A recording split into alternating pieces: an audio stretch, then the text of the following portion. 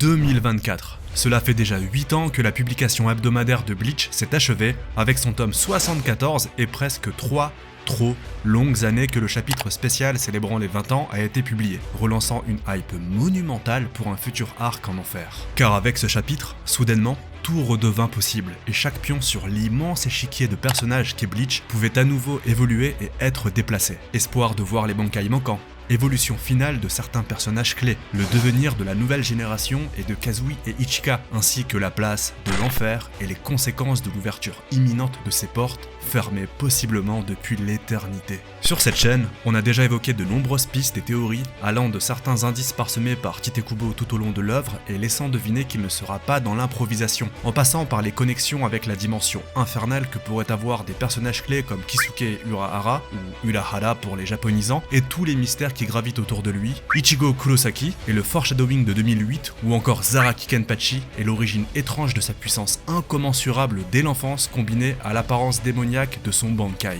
Mais, et si l'une des plus grandes pièces de cette immense fresque dantesque n'était nulle autre que celle que Tite Kubo en personne associe à une divinité, à un être supérieur dans tous les domaines. Hormis l'humilité, et encore, même dans cette discipline, il semble avoir évolué et appris de ses erreurs. Car il est celui qui conclut et a compris toute la philosophie des 74 tomes de Bleach. Il est le narrateur ayant acquis la sagesse finale. Vous l'aurez tous deviné rien qu'au titre et à la miniature. Je fais bien évidemment référence à Aizen Sosuke, ancien capitaine de la 5ème division, instructeur à l'académie si charismatique que l'on dit des salles de cours qu'elles étaient remplies jusqu'au couloir extérieur, et enfin, maître du Hugyoku, la perle de destruction. Je pourrais encore poursuivre les surnoms le mettant en valeur encore longtemps, mais on va surtout poser les termes et dire de quoi on va parler ici dans cette vidéo. Nous allons voir qui est véritablement Aizen Sosuke, pourquoi il est l'antagoniste préféré de ton antagoniste préféré, qu'est-ce qui le distingue de la masse des autres vilains, et à la fin, quelle est sa véritable évolution finale par-delà le Hugyoku. Bienvenue dans Aizen, le sur-Shinigami, celui qui croyait vouloir la solitude d'un dieu.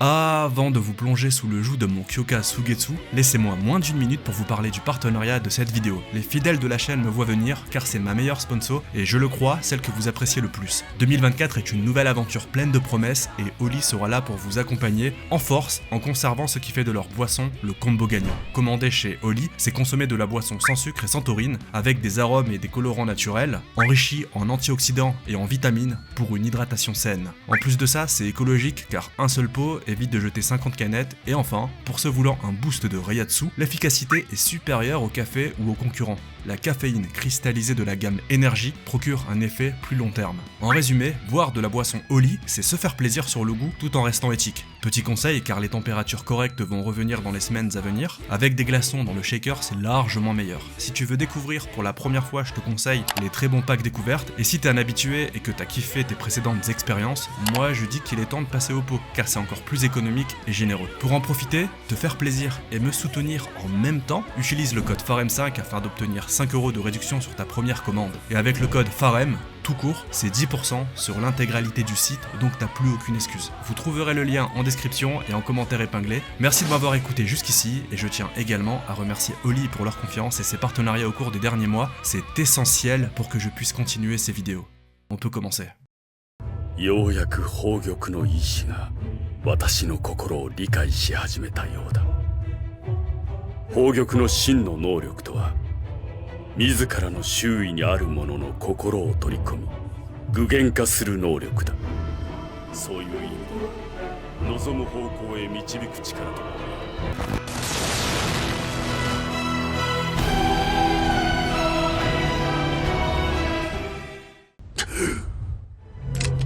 私の剣を止めたことが嬉しいか。思い上がるなよ、人間が。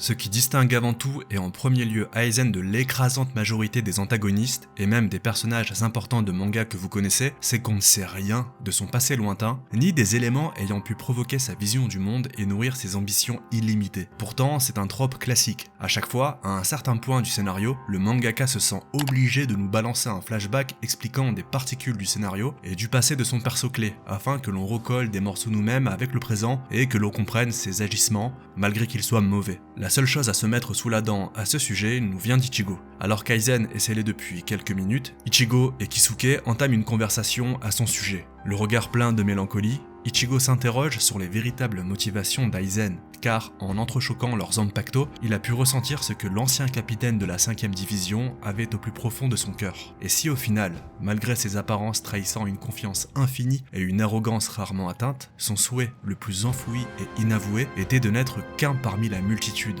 car se sentant supérieur à tout, et tout le monde, depuis toujours, il vécut dans une solitude totale, mais choisie, celle des forts et non des faibles, depuis l'enfance. Et c'est en partie ce qui fait la puissance et l'aura d'un tel vilain. On ne veut pas nous tirer la larmichette avec un flashback nous montrant qu'Aizen a vécu ceci ou cela, justifiant un changement de paradigme dans sa façon de penser. Il n'est pas solitaire par faiblesse, parce que les autres sont méchants, parce qu'il aurait été déçu. Non, Aizen est Aizen parce qu'il ne peut en être autrement, parce qu'il est bel et bien plus fort que tout le monde, et ce à tous les niveaux. C'est parce qu'il est si puissant physiquement, spirituellement et intellectuellement qu'il est ce qu'il est et qu'il a ses ambitions. Les causes ne sont pas extérieures, mais intrinsèquement enfouies en lui et dans sa véritable nature. Il a vu les travers de Soul Society, certes, ses injustices comme Tauzen, d'où le fait que ce dernier soit son seul homme de confiance. Il a connaissance du grand secret vieux d'au moins 1 million d'années de Soul Society, que le roi des esprits est en réalité un homme tronc dépourvu de toute capacité d'agir. Mais surtout, c'est réellement un être supérieur comme il en existe très peu, doté de capacités aussi bien physiques, spirituelles et intellectuelles, comme je l'ai dit tout à l'heure, extraordinaires, ayant donc nourri un ego, l'étant tout autant, et des ambitions illimitées. Remplacer Dieu sur ce qui est selon lui un trône vacant, car occupé par une chose prenant place par-delà les cieux. Par cette réplique culte et résumant toute son ambition et mettant fin à l'un des meilleurs arcs tout manga confondu, Aizen nous annonçait dès le tome 20 et en 2005, indirectement, que le roi des esprits n'en avait que le titre et qu'il n'était en réalité qu'un homme de paille, une escroquerie à l'échelle quasiment métaphysique, un peu à l'effigie de ce qu'est depuis la fin de la Seconde Guerre mondiale l'empereur du Japon, un titre honorifique. Un être au sommet d'une hiérarchie, mais ne disposant en réalité d'aucun pouvoir réel. Un point commun qui n'est pas anodin et qui à mon sens est voulu par Tite Kubo. Revenons-en à Aizen. Lors de la grande bataille de Karakura du Gotei 13 contre l'armée du renégat, on apprend par l'intermédiaire de Soifon qu'il était professeur à l'académie. Déjà, voyons brièvement ensemble les humiliations que se prend Soifon en speedrun à 10%. Aizen, déjà, souffle du nez quand elle utilise le Kagebunshi no Jutsu. Il la provoque en lui rappelant les règles de base de la spécificité des forces spéciales alors qu'elle en est la chef. Et ensuite, il nullifie littéralement la capacité propre à son Shikai, qui est la mort en 2 coups, tout simplement parce que, par défaut, s'écoule à travers tout son corps une densité et un nombre de particules spirituelles supérieurs à tout ce que cette dernière a mis dans son attaque avec l'intention de tuer. Bon, je reformule pour ceux au fond de la salle qui n'ont pas compris. Quand Aizen respire, existe, c'est plus puissant que le Shikai de Soifon avec l'envie de tuer. Bon, concernant l'information selon laquelle il fut un professeur, elle est surtout complétée par un databook nous apprenant qu'il donnait des cours de calligraphie et qu'Aizen était si populaire que les amphithéâtres, si on peut les appeler ainsi, étaient pleins à craquer. Qui est étonné, c'est d'ailleurs dans ce contexte qu'il aura repéré Inamori, sa primera fangirl, et qui dit fangirl dit facilement manipulable, car pour le citer directement dans le texte, l'admiration est le sentiment le plus éloigné de la compréhension. Quel punchliner quand même cet Aizen, mais on va éviter de trop l'admirer sinon on va plus le comprendre. Il fait partie de ces rares vilains à avoir le dernier mot dans les débats aussi, dans les joutes verbales que nous offre le manga, et c'est peu commun. Par exemple, dans les autres shonen populaires, c'est le gentil qui aura raison. Parce que l'amitié, parce qu'il ne faut pas combattre seul, parce que la société n'est pas si mauvaise si on fait l'effort de séparer le bon grain de l'ivraie et blablabla. Mais Aizen, non, il te retourne le cerveau par ses truchements de pensée et ça répartit. Comme lorsqu'il explique à Ichigo qu'il n'a aucune raison objective de lui vouer une haine quelconque, ou mieux encore, quand il fait une démonstration magistrale de la naissance des rois et des dieux dans les sociétés humaines face à un Hirako Shinji qui pensait pouvoir retourner la situation en solo cul, c'est le cas de le dire, en terminant sa leçon par une invitation à trouver la foi en le dieu qu'il sera. C'est lui qui termine le débat. C'est lui qui répond à la question posée par la thématique, et ce, à chaque fois. Les gentils, en face, ne savent plus quoi dire si ce n'est serrer plus fort la garde de leurs Zanpakuto et se jeter sur ses illusions, comme le fera même Yamamoto lorsqu'ils discuteront du cas de Wonder Wise et du traitement des holos. Aizen concédera que, en puissance brute, le Zanpakuto de Yamamoto lui est supérieur, mais il le vaincra très largement sur le plan stratégique et sur celui de la rhétorique.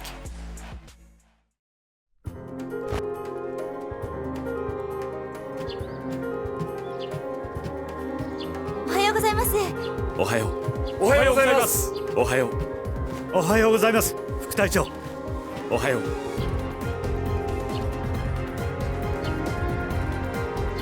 Gojunbi yoroshii desu ka, Taichou?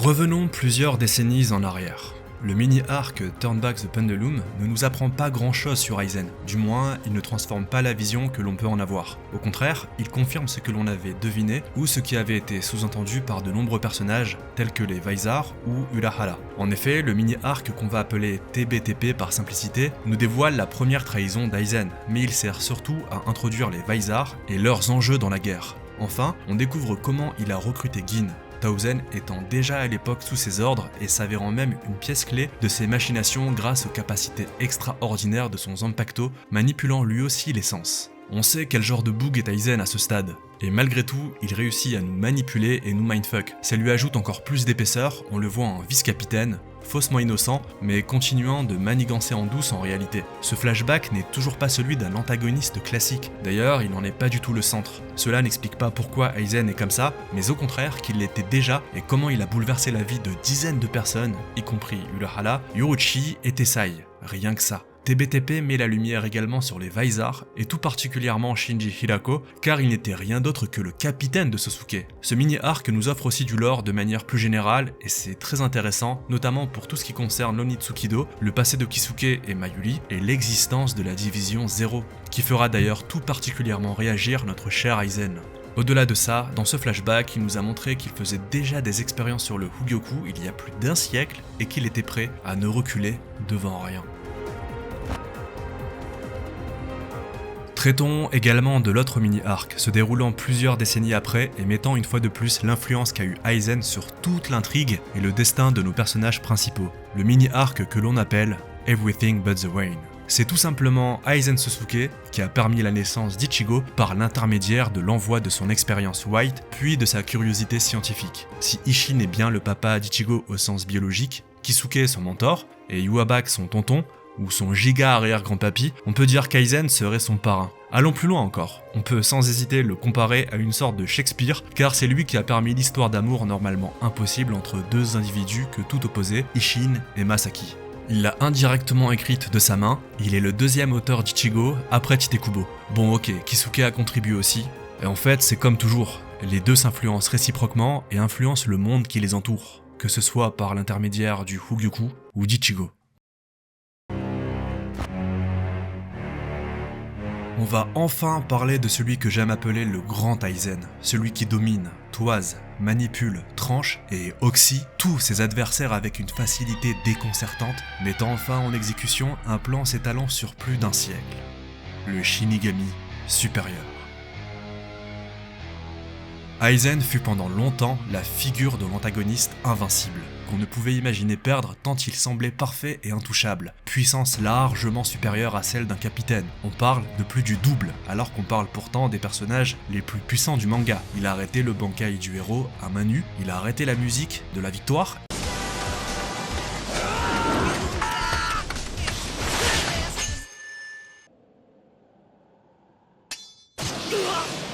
Oya.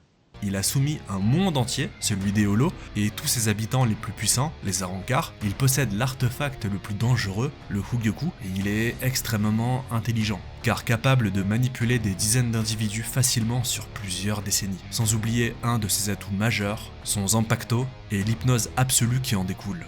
Pour les lecteurs quotidiens du Bleach à l'époque de sa parution hebdomadaire, on n'arrivait vraiment pas à imaginer une défaite, même par exemple avec une maîtrise totale de son pouvoir holo par le sabre d'Ichigo. Finalement, la grande bataille dans la fosse Karakura amena à sa déchéance. suite à une succession d'événements bien précis, sans quoi il aurait très certainement pu atteindre la dimension royale, et qui sait ce qu'il avait préparé contre la division 0. Je n'affirme pas qu'il aurait pu triompher contre Ichibai et consorts, mais ne le sous-estimons pas non plus.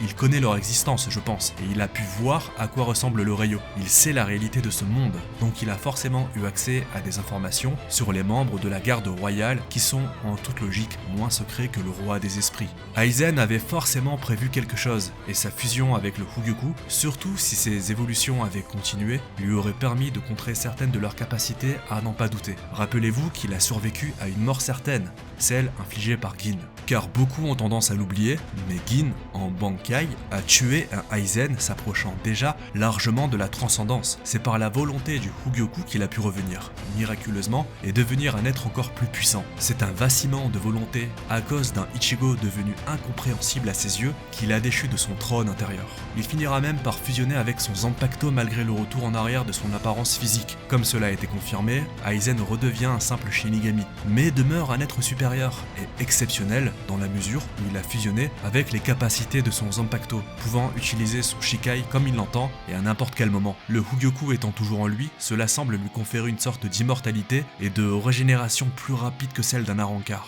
Plus impressionnant encore, Kisuke Urahara soupçonne même Aizen d'être devenu encore plus puissant malgré les sauts qu'il a sur lui depuis son combat contre Ichigo.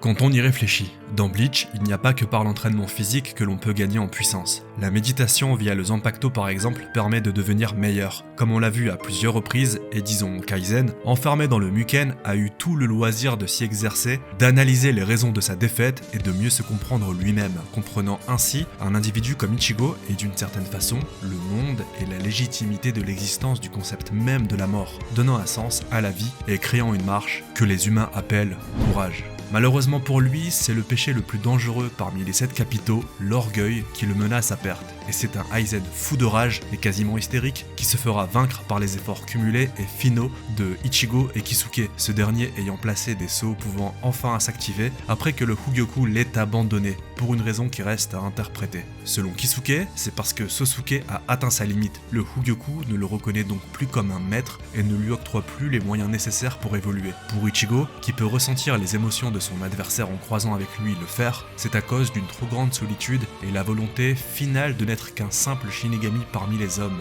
Il ne faut pas oublier que le Hugyoku exauce les vœux enfouis tout au fond de notre cœur, et ça nous connecte à toute la thématique centrale d'Aizen, les forts et les faibles.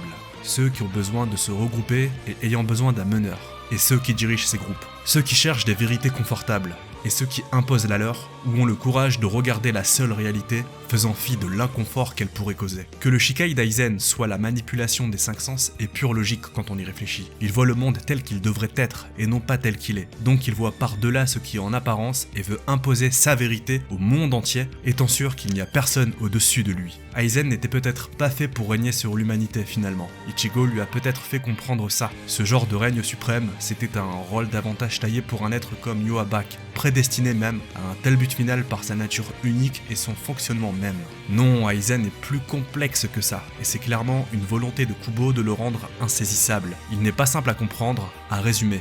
Et c'est logique, car ce qui est supérieur n'est pas compréhensible au premier venu, tout comme son Bankai qui nous est resté inconnu jusqu'à ce jour, car quelque part, nous dévoiler son Bankai serait nous en dire beaucoup trop sur lui et l'abaisserait au même niveau que les autres Shinigami. Chacun peut avoir son propre Aizen, et il sera difficile d'imposer le sien à tout le monde, car de nombreuses portes demeurent ouvertes et d'autres ont toujours été fermées. Le simple fait que nous n'ayons aucun flashback dédié à Aizen, un Aizen jeune et n'ayant pas encore ses idées de grandeur et de conquête divine par exemple, va dans ce sens. Et Tite Kubo lui-même avait affirmé qu'Aizen est au-delà de ça, de ces antagonistes qui ont besoin d'un passé pour que l'on comprenne leurs objectifs présents.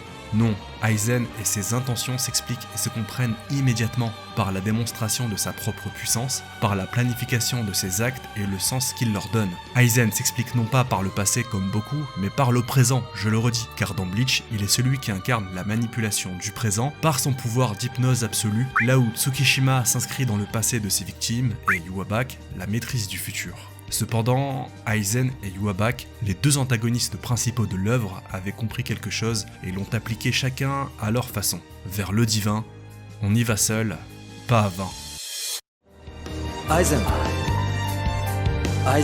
本当に暴玉に拒絶されたのかな。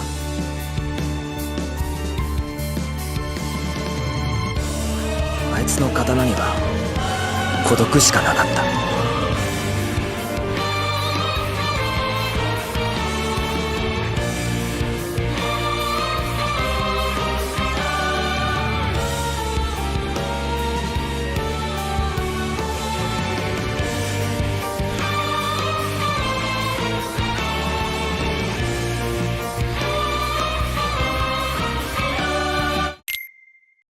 Et voilà, ça faisait longtemps que j'avais pas publié de vidéo, et c'est une vidéo qui aurait dû durer beaucoup plus longtemps, car je n'ai pas évoqué toute la symbolique derrière les membres de l'Espada, ou encore la philosophie nietzschéenne du personnage, ni même mes théories sur son hypothétique Bankai ou le rôle qu'il aura en enfer. Ce sera pour une ou peut-être même 2 prochaines vidéos, qui sait. J'ai encore tant à dire sur Aizen. Cette vidéo n'était qu'une mise en bouche et un moyen de résumer son histoire et la place centrale qu'elle occupe dans le récit qu'est Bleach, ainsi que les messages sous-jacents qu'il recèle. N'oubliez pas le code FAREM5 si première commande sur la boutique Oli, ou FAREM tout court pour avoir 10%. Prenez soin de vous, sur ce... Ciao.